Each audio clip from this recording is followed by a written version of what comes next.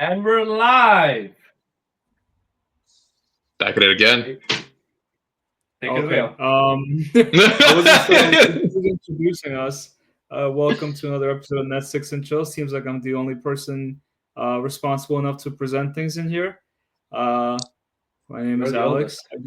I'd object, but okay. Yeah, you can stick that object up your ass. I got the. Whoa. What a way to start off the episode. Just the way we ended the last one. I got two. I got two of my long-term colleagues in here, Hassan and Edgar. You guys want to continue our tradition of introducing the kits that we wear? Yeah, sure. I'm wearing the Brazil kit from like 2 years ago. Don't all go at once.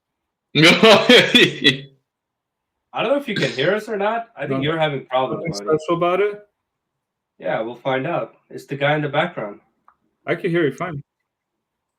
Now you're better. I can hear you There fine. we go. All right, well, guess we're going to keep going around. We got the Atletico kit from 15-16, not the year they were in the Champions League final. Or, no, it was the year they were in Champions League final. Oh, one of the years they were. Who knows? One of the years they were in the Champions League final, I think so, yeah. There we go. Wait, which did they? This is the one they lost like 4-0 or something. In extra time, it was tied until Ramos scored that header. Was it the one they lost in penalties? No. This one they got smacked. No. The one that got smacked was. Was it? Yeah, it was the first one they got smacked. Because Ramos equalized the first one, and then they kind of smacked them up, like Di Maria and everybody smacked them up in extra time. But this other one, whatever. Cool. I'm rocking my local youth Vancouver Whitecaps kit. Of course, one profile player that went there recently. I'm Canadian, so pretty local. Okay, even if you're Canadian, Vancouver is nowhere. Yeah, I know. You're in the complete opposite coast. Yeah. Don't worry about it. I got the Maple Leaf one here. Yeah, so yeah, that's like saying, I'm a local to Brazil at this point because I'm just a little bit more south than you. Maybe you are. Who knows? You might as well be. You're closer to Brazil than I am. Geographically speaking, yes. Technically speaking, other reasons too, but you know. Anyways, before I was rudely interrupted, one notable player that joined Vancouver recently is Thomas Muller. Everyone knows. Oh, the big old German legend. He already scored. Yeah, he already scored his first goal. Yeah, the penalty was kind of weak, but goal's a goal, right? Hey, I saw the video of him going to the airport, and there was like a native shaman like introducing him, like doing that. You know what the native people do with the what is it called? Like I don't know. You people do. Yeah, exactly. Please enlighten us. It's like what they burned. Like they burned something. The sage dude was burning sage at him at the airport in all like that native attire. See, this is the difference seeing us and Hassan. He watches what's happening on the field. He watches what's happening off the field. That stuff that nobody cares about. That sounds like the useless paparazzi. What shamans are you watching, man? Did you spend one too many hours in a hookah lounge? There's a video of it. What are you talking about? No, I'm telling you, the dude landed. There was a shaman dressed up as a native tribesman from the local area, whatever, and the dude was burning sage on Thomas Muller. All right, well, let's congratulate Thomas Muller on being, enlightened in Vancouver. But I'm pretty sure we have better things to talk about. I think Hassan's reminding us all a very good lesson that we shouldn't do drugs. Because in airports. Wow. Don't do drugs, kids. That's a good lesson. But anyways, to begin with today's content, I hope you guys enjoyed last week's special guest, Peaches. That was a very fun episode while Edgar was unclogging some toilets. Today we're gonna move from toilets to Germany, and we're gonna talk about since we talk about Thomas Muller, I thought it was kind of relevant that for today's tactics analysis that I'll be doing, we introduce a German team that's quite iconic that we have not seen in the Bundesliga for 7 years now. the team, of course, I'm talking about is Hamburg FC. Hamburg, you guys might know this, is an original team in the Bundesliga. So when Bundesliga started in the 60s, they were one of the what do we call, like, founding partners? Like one of the founding members of the Bundesliga. Wasn't there football before the 1960s? Why did it take a break? No. There was, but we're talking about Bundesliga. Oh, no, I'm sure there was German football. There was football in Germany before the 60s, but nobody talks about it. This is the dark ages. So anyways, when the Bundesliga was kicked off, Hamburg was one of the original members. That's what it was. The tongue was stuck in the back of my throat. They were one of the original members, and they were the only team not to get relegated until 2018 when they eventually went down. So that was quite a big shock for a lot of people in Germany, and globally too. If you watch football, like that's the equivalent of, like, I don't know, like Everton getting relegated. I think it's probably on par with getting relegated. Not yet. Not yet. Well, I mean, you see what Grealish doing nowadays? I don't think they're gonna get relegated. 4 assists in the first 2 games. The other thing I was gonna say about Hamburg is, they were making so many memes before this last Champions League final saying, "Hey, we have more UCL trophies than PSG."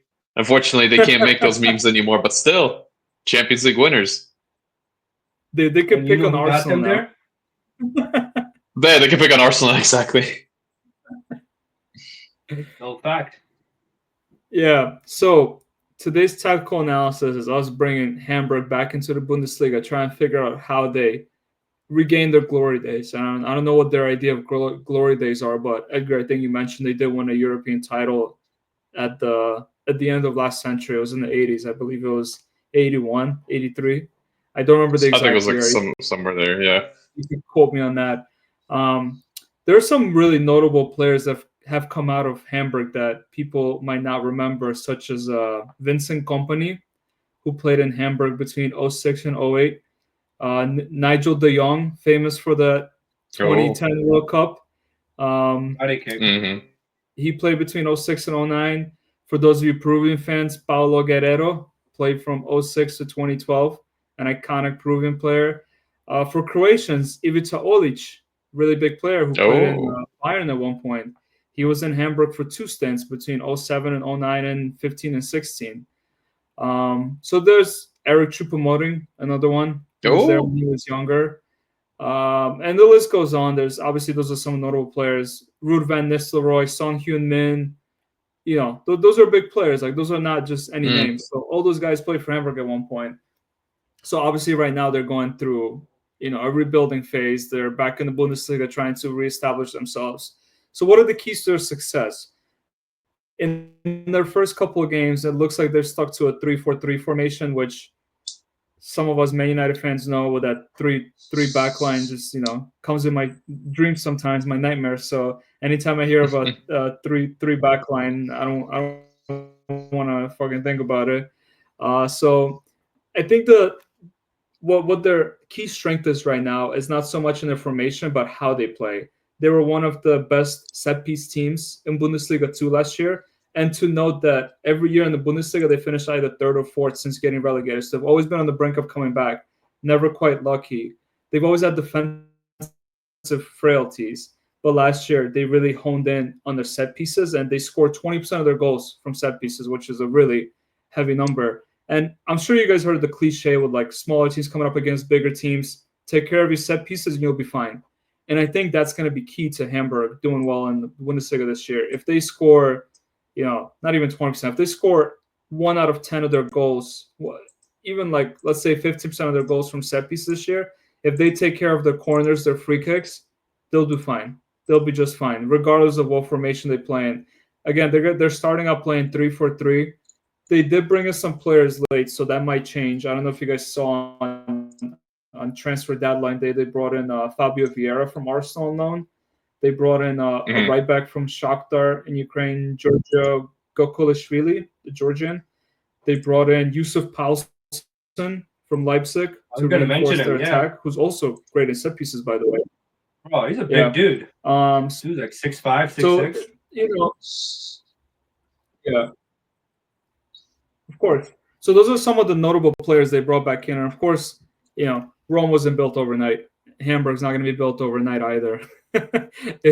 Not quite comparison wise, but the focus for them is going to be on the set pieces, regardless of what formation they play. And I imagine because of the success they had with set pieces last year, that's going to be their focus.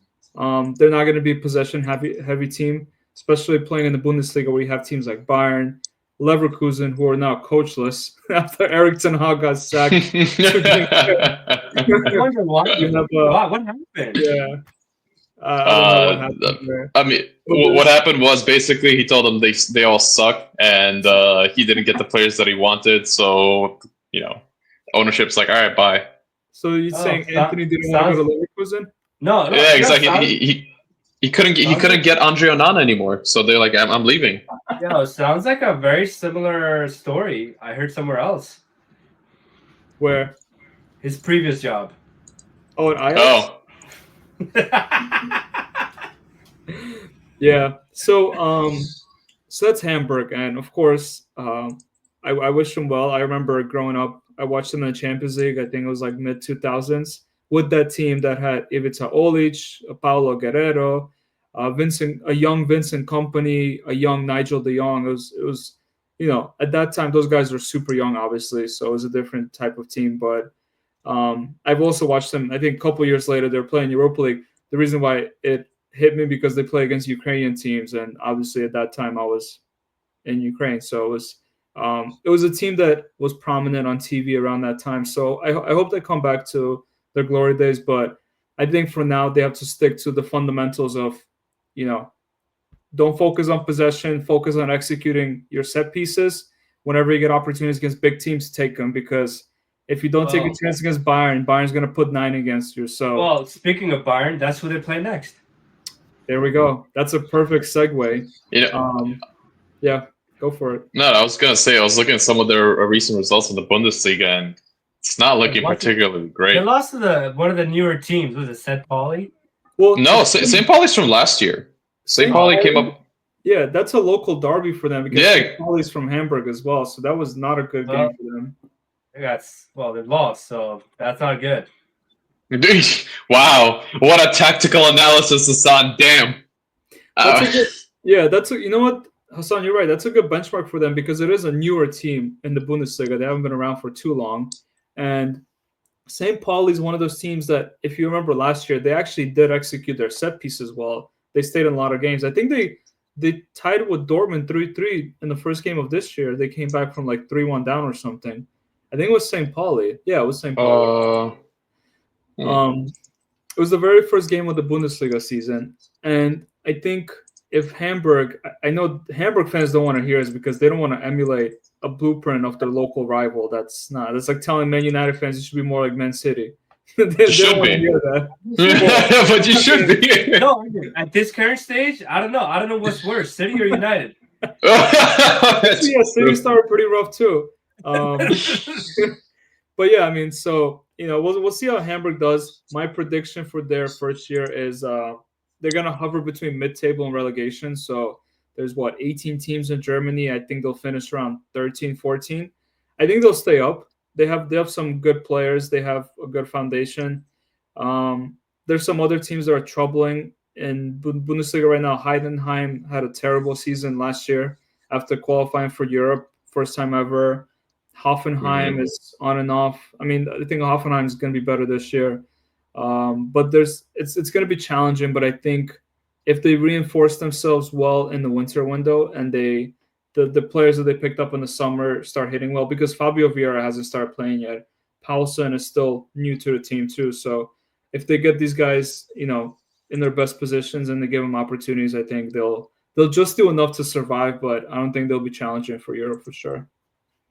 Not this year. I think they need a few years to make some money in the Bundesliga and, again, reinvest, get better players.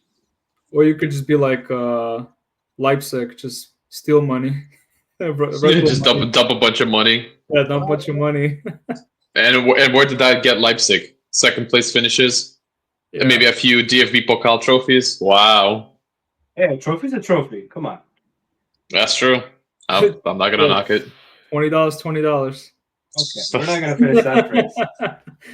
Anyways, you guys want to take over the next segment? I think I'm happy to pass over the torch now. About the new upcoming season, the Champions League draw. Yeah, and that's something that I was gonna pick up.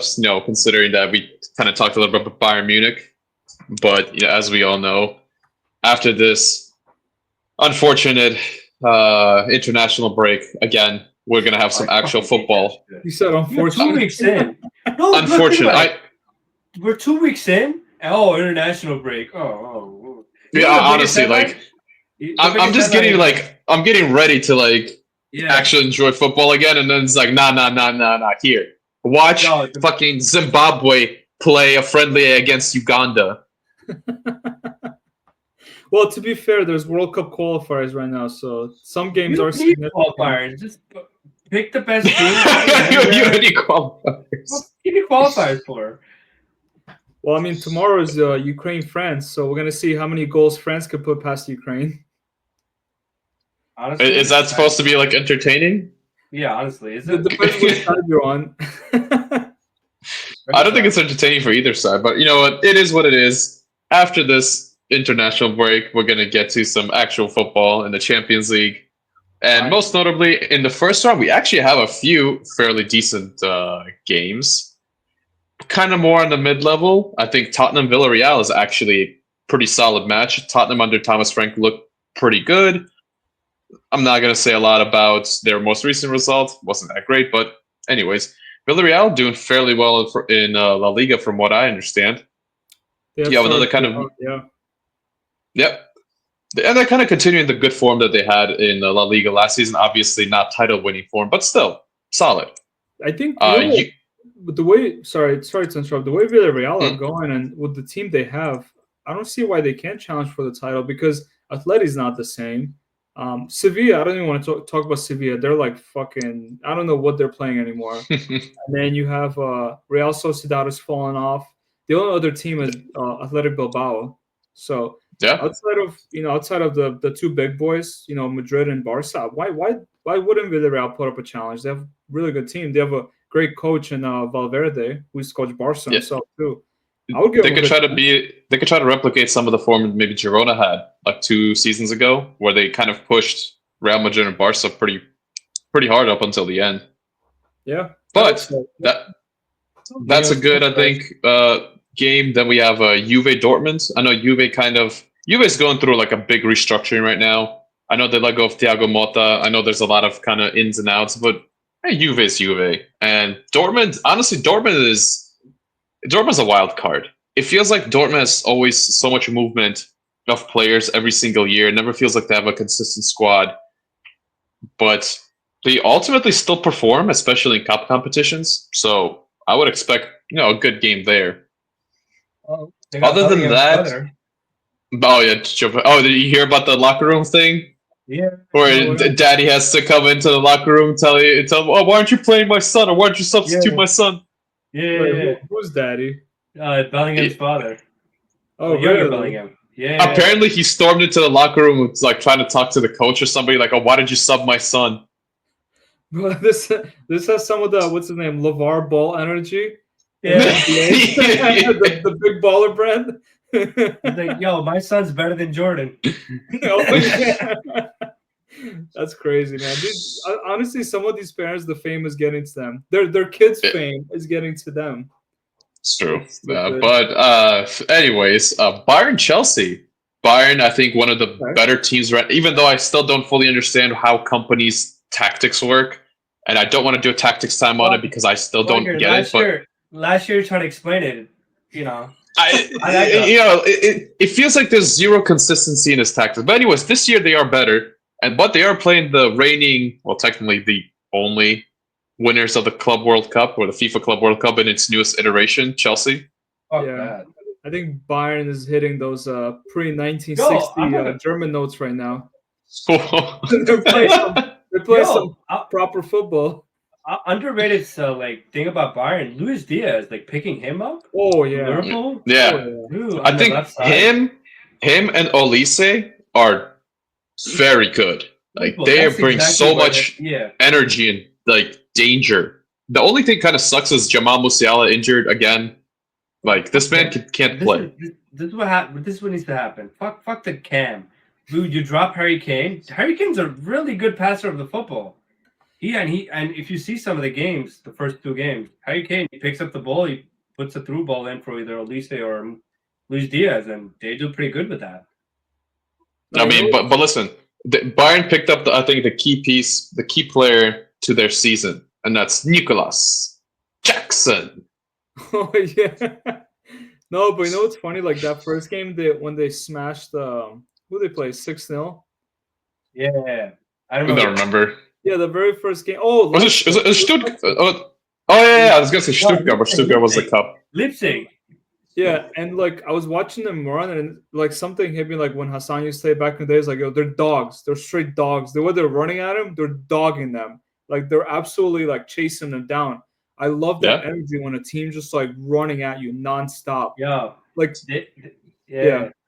I was gonna say they got that young cock energy. I don't care what formation they play. If they keep up that energy, like for most of the season, they're gonna go far in the Champions League. That's true. I agree with that. Chelsea, on the other hand, I don't know. They're maybe bad. Still kind of they're not bad. I think they're still maybe trying to find a little bit more of a balance with their new team, but still, I think João Pedro integrated very well. They kind of settled the midfield more or less, so I think they're gonna be doing good.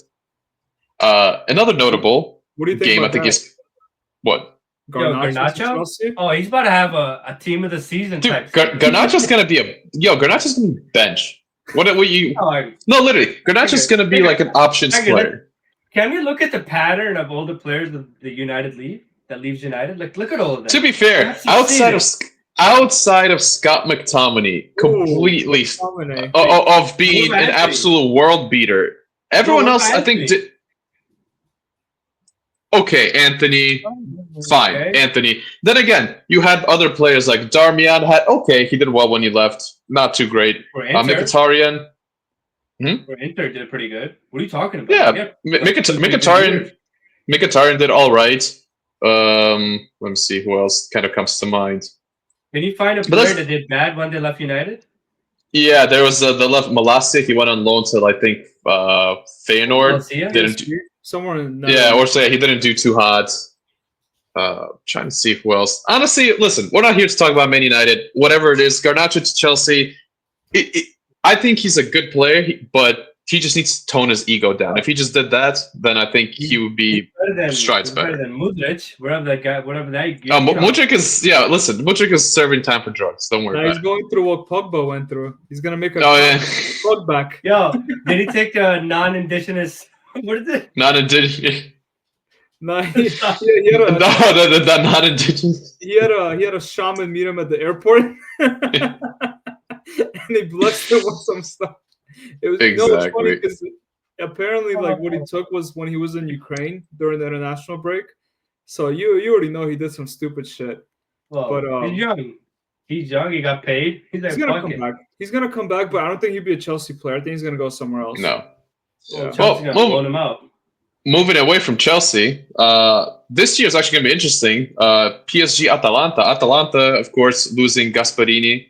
Yeah. I think a couple of players have moved on. I think their striker Retegui, he went to. Can someone explain to me why Retegui went to freaking United Arab Emirates? It's called the extra commas in his bank account. I was gonna give it to you in Arabic, rupee. Wait, what? Dinar. It's called the Saudi dinar. Oh, I heard something else. No, wait. He went to UAE, not Saudi Arabia. He went to UAE, not Saudi Arabia. Oh, what's the? He didn't even go to the good Arab league. He went to like the random. It's called the Real. Okay. So it's either a tax evasion or something else. Yeah. Anyways, you brought up PSG. PSG's all 8 of their fixtures are really difficult. I think out of any team in the Champions League, they've gone like they didn't get any like the Champions League newcomers or any like the smaller teams. Yeah. They got all big hitters. Yeah, listen, PSG did not get the Real Madrid treatment. That's all I can say. That's all I'm gonna say. But anyways, still think it's gonna be a good game. I think I haven't really seen what Atalanta has done this season in Serie A so far, so I can't really comment. But I think it's still going to be a good game. Liverpool Atletico also might be a fairly good game. Now, Liverpool's doing fairly well this season, but they're defensively kind of frail. So, well, do you want to talk about their notable addition on deadline day? Oh my god! What about the one that didn't happen? Mark Gahey? You're talking about the Liverpool. Liverpool's the latest addition. Isaac? No, Mark Gahey, the guy that didn't make it. No, the guy that didn't make it. Yeah, he didn't make it. The deal fell through. I think that if they would have got Mark Gahey across, they would have been unstoppable. But without dog shit. Liverpool are one defensive injury away from a disaster. Yeah, because the only player they have is like Connor Bradley and Van Dijk. No. I'm saying as a backup in terms of their defensive four.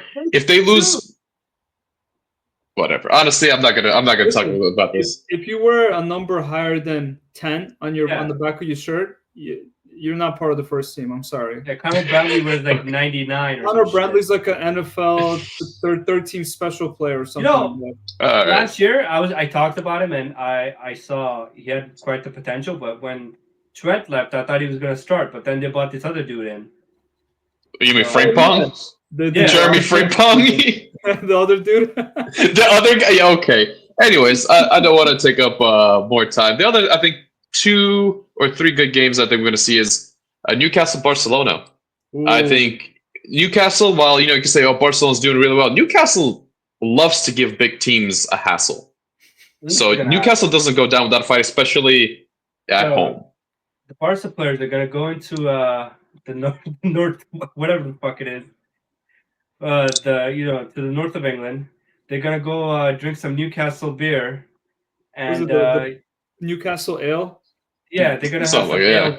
Yeah, and then they're going to show up to the pitch and be like, whatever. Who cares? We'll see how that game goes. Man City now. Yeah, do you think Newcastle could do to Barca what they did to PSG last time they played Champions League at home? Oh, yeah. Bro, Barca in the group stage, they're shit. They're fucking dog shit. Because that was, I still remember that game. That goal by Fabian Schär from like 30 yards out. Oh, yeah. Okay. That could be it. But you never know. I think Barca's still trying to get their footing this season, but Barca doesn't have a striker. Lewandowski's injured, and then we got the Shark. What's the guy's name? Ferran! The Shark. Is he all right. And then I think the last kind of game to note is Man City Napoli. We're going to have Scott McTominay coming back to Manchester to dominate. It's going to put Man City to the sword. Whoa. Oh, and you also have Kevin De Bruyne, too, coming back to Man City. Dude, kind of poetic, isn't it? That Napoli team's looking Scottish as hell right now. And that's why they won the title last year. We got some big men in there. Yeah, we got proper lads in there. Yo, Conte doesn't like typical Italians. He wants like fucking 6'8". Yeah. No, Conte's average team height is like 6'4". Meanwhile, I think Italian is 5'6". Yeah, well, one more thing I would like to mention, and I know it's maybe not a big game, but Club Brugge Monaco, Paul Pogba registered for the Champions League, and I think he'll be available. So, but I think that's pretty much the notable games. He hasn't played this year, though. I don't think he hasn't played this. He hasn't played yet. You got to get up to fitness. At least that's what the last I've heard. I'm looking at Pogba. But yeah, that's kind of the notable ones for match day 1. Let's see how those go, and then we'll continue from there. And I'll hand it off for Hassan to finally reveal his big project on the man and his background. Well, I was gonna take you down memory lane and tell you a story and about a man that I fell in love with on the pitch. Whoa! Okay, good. Thanks for clarifying that last word. Keep it in your pants. I still remember the day. I think it was in December. This is when the Club World Cup used to be mid-season, and I think it was Barcelona versus Santos, and Barcelona won 4-0 against a young and up-and-coming Neymar Jr. And for what it's worth, Barca scraped them. They rolled the fucking steamroll over them. But what it's like kind of the whole thing how United signed Cristiano. They played against Portugal, and then they steamrolled them. But then Cristiano came, and he did his little dances, the hot dogs, and all that stuff. And that's what kind of that's what Barca saw. And the next year, I think it's 2012, 2013, is when Barcelona makes this iconic signing of picking up Neymar for like 40-something million euros at the time. That's without the money under the table. I was going to get to that. Obviously they paid another 45 to his dad under the table, but nobody caught it back then. Maybe this is why Barca always has financial problems. They keep paying people under the table. But for what is worth, that was probably the best signing Barca made in the last, before Ronaldinho, I would say. Like actually making a transfer, not getting a player out of the academy, right? Before Ronaldinho and picking up Neymar. I'm sorry. Wait, was Luis Suarez chopped liver? He came after. I was saying when. Okay. After at the time when they signed Neymar, that was the best signing since Ronaldinho. What about Messi? With Thierry Henry, Samuel Eto'o, like these guys are just Eto'o played for a year. He went to Inter. Henry was Yaya Toure. He won the treble. Yaya Toure was fighting with Pep half the time. Yo, wait, what about David Villa, Dani Alves? I still think Neymar was the best signing we made. What about Gerard from Man United? Nah, Dani Alves from Sevilla or Valencia? Sevilla. He came from Sevilla. Anyway, getting sidetracked. Well, what Neymar represented was a breath of fresh air. Like he fit the system, but he gave his own dimension to the game on the left side. He gets the ball, he opens up the space, he takes on a defender. This is when the game was pure and tiki-taka was still prevalent. And what Neymar gave to Barca is still, honestly, if you look at maybe Yamal now and maybe Rafinha to an extent last year, was irreplaceable.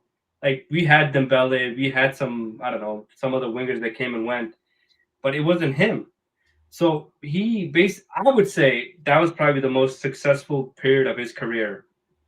That when Barca played for Neymar until he went to PSG. And if you look at it, 2014 World Cup, he was at his peak of his power. And the game against Colombia, they just took him out. I think Brazil would have went very far if it was Neymar. And obviously, what happened against Germany is what happened against Germany. But before that Brazil team was the favorites to win the cup. So just saying that I have this love and hate relationship with Neymar because I think I've mentioned this to you guys. He had the potential to become probably the best Brazilian ever, but he just never lived to that. He never achieved it. He had the skills, he had the talent, and he had the team around him. And yes, he won trophies. He's done great things on the pitch, and he has his own legacy in football. But seeing Neymar now, basically, and he's relatively young if you think about it. He's still in his early 30s, and he's basically washed playing in the Brazilian league. Barely in the last few years, barely got any good actions. He's always injured ever since he left PSG, went to Saudi. I think he played 2 or 3 games for them. Made a bunch of money, but in terms of his legacy and what he did for on the pitch and to the football, wasn't great. And there are talks that, Ancelotti did not pick him for the upcoming qualifiers, since we were talking about World Cup qualifiers. And there's talks of, maybe he won't even make the Brazil team for the next World Cup. Obviously, they're going to take him because, all the fame and the media that comes with Neymar.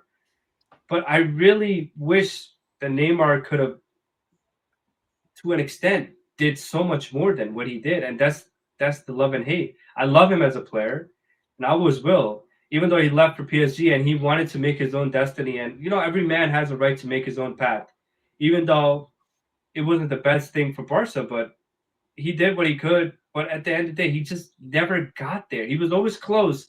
And when he was always so far away. So that's Neymar, in my opinion. I don't know. You guys what do you guys like? I remember the goals he scored, the tricks, the rollovers, and putting people on their ass. I still remember that. Was it Villarreal? He did the flick over himself. Yeah, the flick over himself. And then the half volley. Listen, Neymar. Okay, we need to separate Neymar in the club and Neymar for Brazil. I think they're actually two separately distinct players.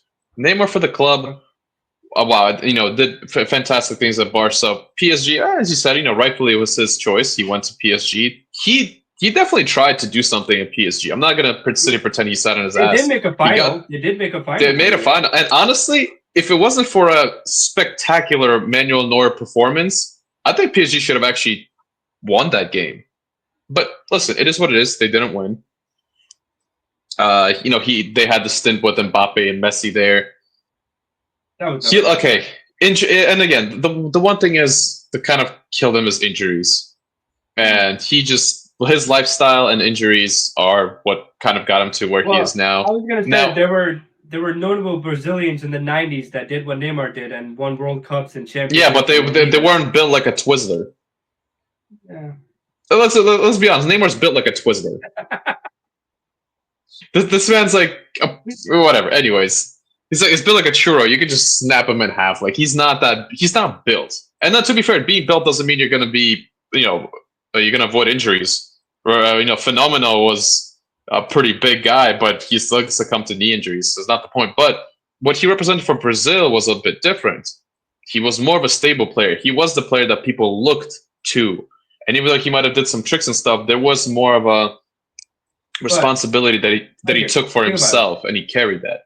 I get for Brazil. If you don't win the World Cup, you're not that dude. I'm not talking about what they should or should win, but what I'm saying is, I'm just saying that he always valued Brazil, I think, a little bit more because people looked up to him as the leader of that dressing room and as that talisman to take them forward. Now, I know they didn't win, but that's not what I'm trying to say. I'm trying to say he was a bit more responsible and a bit more involved in Brazil rather than in the club where he's like, oh, I play, I don't play, who cares? I'm going to go party and hang out with my sister every March. Whoa, I don't know where you're trying to go there. I'm not trying to go. I'm just saying he was conveniently injured every March. Well, he always missed the round of 16s in the March. Exactly. So that's kind of, Neymar trickled off. Okay, and he shouldn't be playing for Brazil. If Brazil wants to do anything, then they should move on. Like Neymar's one of those like, it happened. Be happy that it happened, but move on. He's not the same, and stop trying to make it work. I don't know, Alex, if you want to jump in. No, I was just waiting for it to finish. I didn't quite watch Neymar with the box of tissues like Hassan did. I think he watched it with a box of something else. I would say that I definitely appreciate his talent. I think he's brought something different to the game, and I see where you're talking about. Like he's probably the most significant signing Barca has since Ronaldinho in terms of the type of player he was. Not in terms of how much value he had to the team, but like the type of player he was and what he represented to the people, because he was that flair guy. He was the guy who would, do some crazy ass trick on the field and put three guys on their backside. Not everyone could do that. It's a special skill. And, he was, I'm talking about him in the past tense. Like he still is a guy who could do special things. Of course, his fitness and his lifestyle didn't really keep up with him. So, while people like Il Fenomeno went on the Rooney diet, Neymar took a different kind of approach. But he took a different approach, but ended up in the same place as Il Fenomeno. So I guess you could say everyone made their own choices. So my question is like, what do you guys think? What kind of legacy does Neymar leave behind him when he retires? That's kind of what I was going to get to too. Yeah. I think I'll go first on this one. I think he's going to leave the same legacy that many players leave when they only really have a peak. And that means, for example, we could talk about guys who've been stable their whole careers, and we always regard those guys as legends. But there's other players that we talk about kind of as legends, but mostly not because of their prolonged career, but because of what they achieve at their heights. And we're always going to remember Neymar as part of MSN. His days at PSG, I don't think many people are going to really talk about. Like 10 years from now or 20 years from now. They're always going to just talk about that peak with Messi, Neymar, Suarez, that 14 to 16, those 2 or 3 years. That's going to be it for Neymar. And that also includes his probably best run in the World Cup, which is the 2014, where he actually was one of the best players, where he was leading that Brazil team. But other than that, I think he's gonna end up in our memory just like a bunch of other players, where it's like, yeah, you had a couple good seasons, but that's it. Yeah. I think Neymar is a very special player, and he's always going to be that. Like, people like him, like if you look at the current Brazil team, there's nobody like him. There's nothing like him. And before Neymar, if you look at the Brazilian team, it was Kaká and I think Ronaldinho. So he's a generational talent that only comes once in a while. And that's why I say, when you play for Brazil, when you come from Brazil and you are a generational talent, and you could be that top 5 guy, and you don't win and you don't really achieve at the highest level, you're selling yourself short. And yes, he wasn't in his control, his injury and his fitness. There are some things he could have done better. Yeah, sure, it is what it is. But when you come from a country like Brazil, and when you represent that yellow shirt, you have to win. You have to bring that World Cup. And there's a reason they have 5 stars and no other country do. No other country else. So I always think his legacy on the club level, yeah, he like you said, he had a really good peak, but it all comes down to what he did for Brazil. Yeah, he won a Copa America once or twice, but he didn't win the trophy. He didn't bring the trophy home. Maybe he'll be on the squad next year, and maybe we'll be having a different conversation. But at the peak of his power, he didn't bring the trophy home, and that's kind of his legacy in my eyes. And there's always players that we maybe have never seen, or maybe we've only seen as kids, and we still hold in high regard.